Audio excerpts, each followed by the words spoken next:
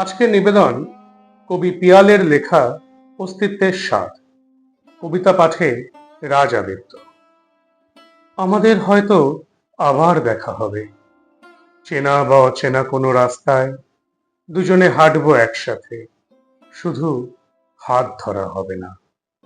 হয়তো কোনো বিষণ্ণ বিকালে মলিন আলো মাখা কফি শপে ধোয়া ওঠা কফির সাথে দুজনা মুখোমুখি হব।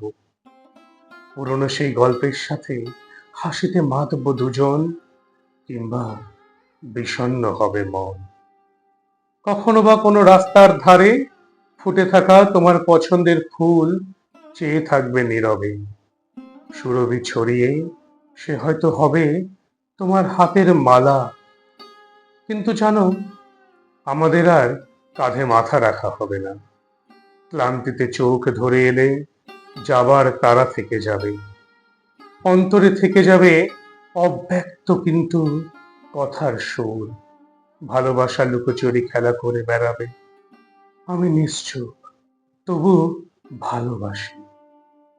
হয়তোবা কোনো স্মৃতিতে পুরনো সবকিছু ভেঙে চুরে দিয়ে আমরা ভালোবাসতে শিখে নেব আবার। কোনো নিয়ম না মানার স্রোতে, কোনো এক সন্ধ্যায় ঝুম বৃষ্টিতে ভিজতে গিয়ে ভেঙে যাবে সব বিষণ্ণতার দেওয়াল। প্রাচীর ভেদ করে সুখী হয়ে উঠব, কল্পনা লোকে থাকবে শুধু তুমি। আঁকড়ে ধরবো দুজন দুজনকে, প্রচন্ড অভিমান ভেঙে। কিংবা এসব কিছুই হবে না আমাদের।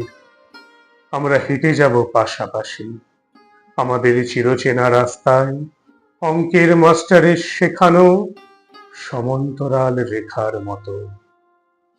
কেউ কারো পথ মারাবো না, কেবল দূর থেকে নিতেই শিখে যাব অস্তিত্বের স্বাদ।